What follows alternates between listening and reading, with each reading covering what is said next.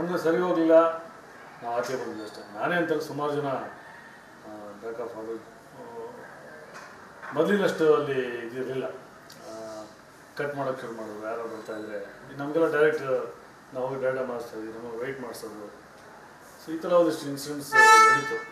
ಅದು ದರ್ಶನ ಗಮನಕ್ಕೆ ಬಂದಿದೆಯಲ್ಲ ಗೊತ್ತಿಲ್ಲ, ಬಟ್ ಎಲ್ಲೋ ಒಂದು ಕಡೆ ಇರ್ತದಲ್ಲ, ಓಕೆ ನಮಗೂ ಒಂದು ಮಾನ ಮರ್ಯಾದೆ ನಮಗೊಂದು ಇರ್ತದೆ ಅಲ್ವಾ, ಅದು ಬಿಟ್ಟು ಹೋಗೋಕ್ಕಾಗಲ್ಲ.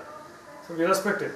ಸೊ ನಾನು ದರ್ಶನ್ ಅವ್ರಿಗೆ ಇವೆಲ್ಲ ನಮ್ಗೆ ಗೊತ್ತಿರೋಂಗೆ ಗೊತ್ತಿಲ್ಲ, ಯಾಕಂದರೆ ದರ್ಶನ್ ಅವ್ರು ಹೇಗೆ ನಮ್ಗೆ ಚೆನ್ನಾಗಿ ಗೊತ್ತಿಲ್ಲ. ಈಗ ನೆನ್ನೆ ಬಂದವ್ರು ಈ ಸುತ್ತಮುತ್ತ ಇರೋರು ನಾವು ಯಾವಾಗಿಂದ ಇದ್ದೀವಿ, ಯಾವತ್ತೇನು ಇನ್ಸಿಡೆಂಟ್ ಆಗೈತಿ ಇಷ್ಟು ವರ್ಷದಲ್ಲಿ ಏನೂ ಆಗಿಲ್ಲ.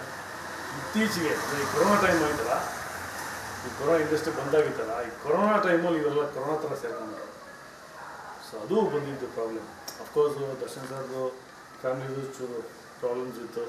ಸೊ ಈ ಪಾಪ ಅವ್ರಿಗೆ ಆ ಕಡೆಯೂ ಈ ಕಡೆ ಇದೆ, ಈ ರಾಂಗ್ ಫ್ರೆಂಡ್ಸ್ ಅಂತ ಹೇಳ್ತಾರಲ್ಲ, ಸಂಗತಿ ಫಲ ಅಂತ ಹೇಳ್ತಾರಲ್ಲ, ಅದು ಎಲ್ಲೋ ಒಂದು ಕಡೆ ಅದು ಮೈನಸ್ ಆಯಿತು ಅಂತ ಅನ್ಸುತ್ತೆ. ಅಂದರೆ ಯಾರೋ ಹೇಳೋರು ಇರಲಿಲ್ಲ. ಈಗ ರಾಮಮೂರ್ತಿ ಸರ್ ಇದ್ದರು, ದೊಡ್ಡ ದೊಡ್ಡ ಪ್ರೊಡ್ಯೂಸರ್ಸ್ ಇದ್ದರು, ಫ್ರೆಂಡ್ಲಿ ಆಗಿದ್ರು ಜೊತೆಲಿ. ಸೊ ಅಟ್ಲೀಸ್ಟ್ ಅವ್ರವ್ರು ಇದ್ದಿದ್ರೆ ಹೇಳಿದ್ರು ಏನೋ ಅಥವಾ ಅಂದರೆ ಎಲ್ಲರೂ ತಪ್ಪು ಮಾಡೇ ಮಾಡ್ತಾರೆ, ಇಲ್ಲ ಅಂತಲ್ಲ, ಬಟ್ ಸಣ್ಣ ಪುಟ್ಟ ಅವೇ ಅದೇ ಮಾಡ್ಬೇಡ್ರಿ ಹಿಂಗೆ ಮಾಡ್ಬೇಡ್ರಿ ಅಂತೆಲ್ಲ ಹೇಳ್ತಿದ್ರು. ಬಟ್ ಅಂತ ಹೇಳೋರು ಯಾರೂ ಇರಲಿಲ್ಲ. ಏನು ಮಾಡಿದ್ರು ಬಾಸ್ ಅಂದ್ಕೊಂಡು ಕೆಲವು ಸುತ್ತಮುತ್ತ ಇರೋರು ನನಗೆ ಗೊತ್ತಿಲ್ಲ, ಅವರಿಂದಲೇ ಇವೆಲ್ಲ ಆಗಿರೋದು ನನಗೆ ಅನಿಸುತ್ತೆ. ಇಫೆಟ್ ಆಲ್, ಯಾಕಂದ್ರೆ ನಾನು ಹೇಳೋ ತಪ್ಪಾಗುತ್ತೆ. ಇನ್ವೆಸ್ಟಿಗೇಷನ್ ನಡೀತಾ ಇದೆ, ಏನು ನಡೀತಾ ಇದೆ, ಏನಾಗ್ತಿದೆ ಗೊತ್ತಿಲ್ಲ. ಬಟ್ ಅದೇನಾಗಿದೆ ಕಾನೂನು ಪ್ರಕಾರ ಶಿಕ್ಷೆ ಅಂತ ಆಗೇ ಆಗುತ್ತೆ ಯಾರೇ ಆಗಿದೆ. ಸರ್, ಈಗ ಅವರೆಲ್ಲ ಬಂದ ಮೇಲೆ ಒಂದಷ್ಟು ನೀವು ಹೇಳ್ತಿದ್ರಿ, ಒಂದಷ್ಟು ಅವಮಾನ ಒಂದು ಸಂಗತಿಗಳು ಆಗಿರ್ಬೋದು ಅದೇನು ಅಂತೇಳಿ, ಯಾವ ರೀತಿ ಒಂದಷ್ಟು ವಿಚಾರಗಳನ್ನ ನೀವು ಎದುರಿಸಿದ್ದೀರ? ಅದು ನಾವು ಎದುರಿಸಿದ್ವಿ ಸಾಕು, ಅದು ಹೇಳೋ ಅವಶ್ಯಕತೆ ಇಲ್ಲ. ಬಟ್ ಎಲ್ಲೋ ಒಂದು ಕಡೆ ಚೂರು ನಮಗೂ ಬೇಸರ ಆಗಿ ಅಂತ ನಾವು ಬ್ಯಾಕಪ್ ಆಗಿದ್ವಿ. ಹಂಗಂತ ನಾವೇನು ಅವ್ರ ಜೊತೆ ಮಾತಾಡಲ್ಲ ಬಿಡೋಲ್ಲ ಅಂತ ಇಲ್ಲ. ಸಿನಿಮಾ ಕಾಟೇನೂ ಸಿನಿಮಾ ಮಾಡಿದ್ವಿ, ಜೊತೆಗೆ ಮಾಡಿದ್ವಿ, ಕುರುಕ್ಷೇತ್ರ ಮಾಡಿದ್ವಿ, ಅವೆಲ್ಲ ಇತ್ತು. ಬಟ್ ಅವ್ರ ಜೊತೆ ಹೋಗೋದು ಸ್ವಲ್ಪ ಕಮ್ಮಿ ಆಗಿತ್ತು, ಯಾಕಂದರೆ ಇವರು ಇಷ್ಟು ಜನ ಇದ್ರಲ್ಲ. ಸೊ ಅದು ನಮಗೆ ಇಷ್ಟ ಆಗ್ತಿರ್ಲಿಲ್ಲ. ಸೊ ನಾವು ಪಾಡಿ ಸಿನಿಮಾ ಅವ್ರ ಜೊತೆ ಸಿನಿಮಾ ಮಾಡ್ತಾಯಿದ್ವಿ, ಹಲವಾರು ಮಾತಾಡ್ಕೊಂಡು ಫಂಕ್ಷನ್ಗಳು ಸಿಗ್ತಾಯಿದ್ವಿ. ಬಟ್ ಆ ಮೊದಲಿನ ಒಡನಾಟ ಚೂರು ಕಮ್ಮಿ ಆಗಿದೆ. ಸರ್, ಮತ್ತೆ ಈಗ ಇಷ್ಟೆಲ್ಲ ಇನ್ಸಿಡೆಂಟ್ ಆದಮೇಲೆ ದರ್ಶನ್ ಅವ್ರನ್ನ ಇಂಡಸ್ಟ್ರಿ ಯಾವ ಥರ ನೋಡುತ್ತೆ? ಯಾಕಂದರೆ ನೀವು ಕೂಡ ಸಾಕಷ್ಟು ವರ್ಷಗಳಿಂದ ಕೂಡ ಇಂಡಸ್ಟ್ರಿಗೆ ಇರೋದು, ಸಾಕಷ್ಟು ಜನ ನಿರ್ಮಾಪಕರು, ನಿರ್ದೇಶಕರು, ಹೀರೋಗಳಿಗೂ ನೀವು ತುಂಬ ಆತ್ಮೀಯರು. ಸೊ ಯಾವ ರೀತಿ ನೋಡ್ಬೋದು ಇಂಡಸ್ಟ್ರಿ ಅವ್ರನ್ನ ಅಂತ? ಯಾವ ರೀತಿ ನೋಡ್ತಾ ಇದ್ದೀವಿ, ಈಗ ಹೆಂಗೆ ನೋಡ್ತಾ ಇದ್ವಿ ಈಗ ಹಂಗೆ ನೋಡ್ತೀವಿ ಅಲ್ವಾ. ಈಗ ಏನು ಕೇಸ್ ನಡೀತಾ ಇದೆ ಅವ್ರ ಮೇಲೆ, ಇದು ಅಪರಾಧಿ ಅಲ್ಲ, ಆರೋಪ ಅಷ್ಟೇ ತಾನು ಇರೋದು. ಏನೋ ಕಾನೂನಿದೆ, ಇನ್ವೆಸ್ಟಿಗೇಷನ್ ನಡೀತಾ ಇದೆ. ಅದು ಯಾರೇ ಹೇಳಿದ ಅದು ಏನು ಕೊಲೆ ಆಗಿದೆ, ಅದು ತಪ್ಪೆ. ಕಾನೂನಿಗೆ ದೊಡ್ಡವರು ಯಾರೂ ಇಲ್ಲ.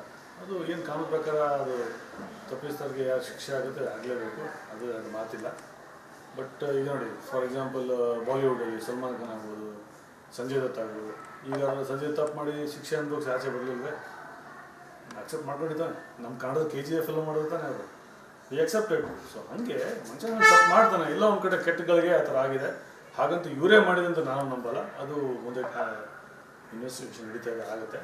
ಬಟ್ ಏನೋ ಸಣ್ಣ ತಪ್ಪ ಮಾಡಿದ್ರು ಅದು ಶಿಕ್ಷೆ ಅನುಭವಿಸಿ, ಕಾನೂನು ಶಿಕ್ಷೆ ಕೊಟ್ಟರೆ ಅನುಭವಿಸಿ ಆಚೆ ಬಂದರೂ ನಾವು ಇಂಡಸ್ಟ್ರಿಯವ್ರನ್ನ ಅಕ್ಸೆಪ್ಟ್ ಮಾಡೇ ಮಾಡ್ತೀವಿ. ಯಾಕಂದರೆ ನಮ್ಮೊಂದು ಕುಟುಂಬ ಇದ್ದಂಗೆ, ನಾವು ಒಬ್ಬರಿಗೊಬ್ಬರು ಬಿಟ್ಕೊಡಲ್ಲ. ಎಲ್ಲೊಂದು ಕಡೆ ತಪ್ಪಾಗಿದೆ, ಅದು ಕಾನೂನು ಪ್ರಕಾರ ಸರಿ ಶಿಕ್ಷೆ ಆದಮೇಲೆ ವಾಪಸ್ ಬಂದರೂ ತೊಗೊತೀವಿ. ಯಾಕಂದರೆ ಅವ್ರು ಕೋಟಿಗಟ್ಟಲೆ ಹಣ ಹಾಕಿದ್ದಾರೆ ಪ್ರೊಡ್ಯೂಸರ್ಸ್ ಅವ್ರ ಮೇಲೆ ಅಲ್ವಾ.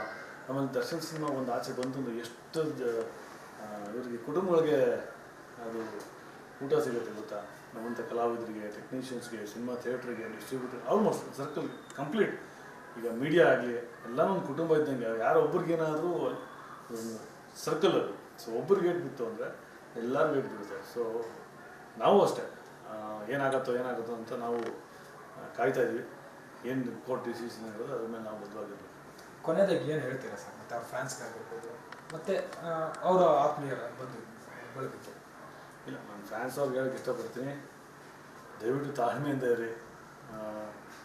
ಸುಮ್ಮನೆ ಗಲಾಟೆ ಮಾಡಿಕೊಂಡು ಏನೋ ಕಾನೂನು ಕೈ ತೊಗೊಳ್ಳೋದಾಗಲಿ ಮತ್ತೊಂದು ಮಾಡೋಕ್ಕೆ ಹೋಗ್ಬೇಡಿ. ಸ್ಟೇಷನ್ ಹತ್ರ ಹೋಗೋದು, ಜೈಲ್ ಹತ್ರ ಹೋಗೋದು ದಯವಿಟ್ಟು ಮಾಡೋಕ್ಕೆ ಹೋಗ್ಬೇಡಿ.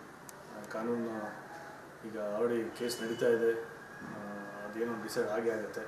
ಸೊ ನೀವು ಕಾದು ನೋಡೋಣ, ತಾಳ್ಮೆಯಿಂದ ನೋಡೋಣ. ಸಣ್ಣ ಪುಟ್ಟ ತಪ್ಪಾಗಿದ್ದರೆ ಅದು ಶಿಕ್ಷೆ ಇರುತ್ತೆ, ಶಿಕ್ಷೆ ಕೊಟ್ಟರೆ ಆಚೆ ಬರ್ತಾರೆ. ನಾವು still welcome Darshan sir. So ಅಭಿಮಾನಿಗಳಿಗೆ ವಿನಂತಿ, ಮೊನ್ನೆ ವಿಜಯಲಕ್ಷ್ಮಿ ಅವರು ದಯವಿಟ್ಟು ಟ್ವೀಟ್ ಮಾಡಿದ್ದೀವಿ, ನಾವು ನಿಮಗೆ ನಾವು ಒಮ್ಮೆ ಹೇಳ್ತೀವಿ, ದಯವಿಟ್ಟು ತಾಳ್ಮೆಯಿಂದಿರಿ, ಅದೇನಾಗುತ್ತೆ ನೋಡೋಣ. ಕಾನೂನಿಗಿಂತ ದೊಡ್ಡವ್ರು ಯಾರೂ ಇಲ್ಲ. ಕಾನೂನು ನಾವು ಏನೋ ತಲೆ ಆಗಲೇಬೇಕು, ಅದು ನೀರು ನಾವು ಹೋಗ್ಲಿಕ್ಕಾಗಲ್ಲ. ಸೊ ಅಲ್ಲಿಂದ ಅವರು ಏನೋ ಕೇಸೆಲ್ಲ ಮುಗಿಸ್ಕೊಂಡು ಆಚೆ ಬರೋವರೆಗೂ ಶಾಂತವಾಗಿದೆ. Thank you.